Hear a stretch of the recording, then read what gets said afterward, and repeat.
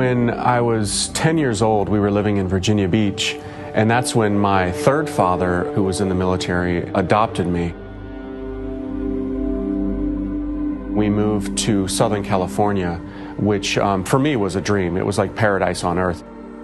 It really got me thinking about, I should start enjoying myself. I should start doing things that feel good. By the age of 13, I lived for pleasure and just having fun. One day, my dad comes home and he says that we're going to move to Japan. I instantly became enraged because they were going to take me out of Southern California.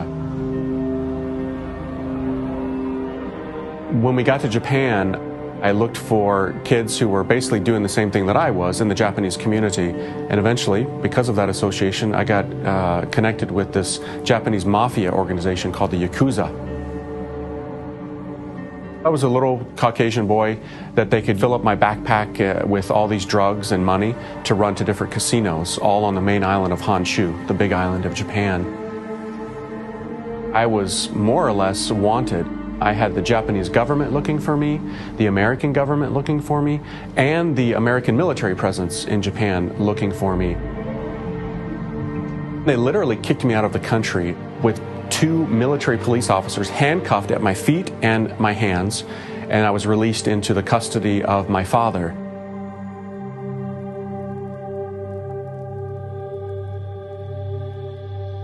I went to my first rehabilitation center, and I was there for 3 months. It was a complete failure for me. I relapsed the day I got out. At that time in my life, happiness for me basically meant feeling good. Having, women constantly and drugs, the high of those experiences. So I thought that I was happy. But obviously, you come down after those experiences, so I tried not to be sober too much. And it just led to several years of being almost perpetually high. On one occasion, things got so out of control from the drug use that I was doing that I actually woke up strapped to a gurney with medical professionals around me, trying to get me not to pass out.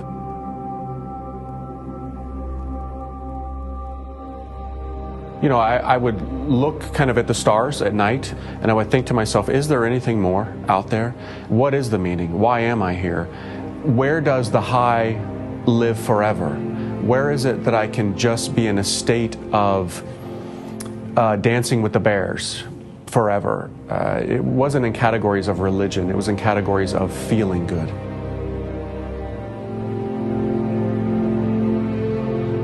One night when I was going on 21 years old, I really did not want to live anymore, and I was contemplating taking my own life. I was in my parents' house. I panicked. In the silence of that room that night, with no music, no noise, no party, nothing going on, and I went out into the hallway and picked up a book on the bookshelf. The book that they had was about Marian apparitions. I had no idea what that was. I started to read that book, and it talked about a beautiful woman named Mary, who was the mother of Jesus, and that she was beautiful. And she was so beautiful that she would make little children cry and fall on their knees because of her femininity and her loveliness. That fascinated me. And so I think God used the beauty of the Virgin Mary to get me. And it was a brilliant method because it worked. I read the whole book in one night. And that began my radical falling in love with Jesus Christ. The Catholic priest that I met, the first one that I ever met, he invited me to go to see him celebrate Mass.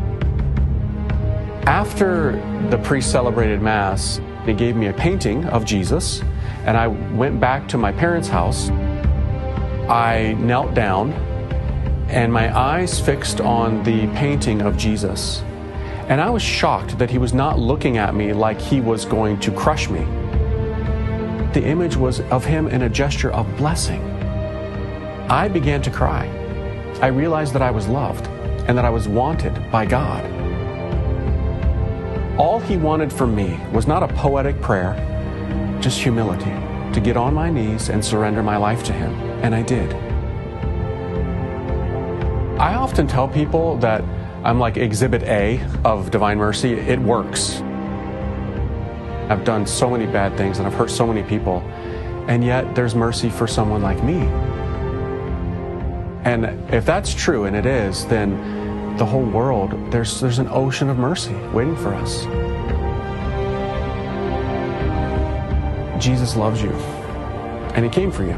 No matter what shameless activity you've been involved in, or how low you feel, and how hopeless and pointless life may seem, God is madly in love with you. He's longing for your friendship. He's panting for your heart. Give it to Him and trust in Him.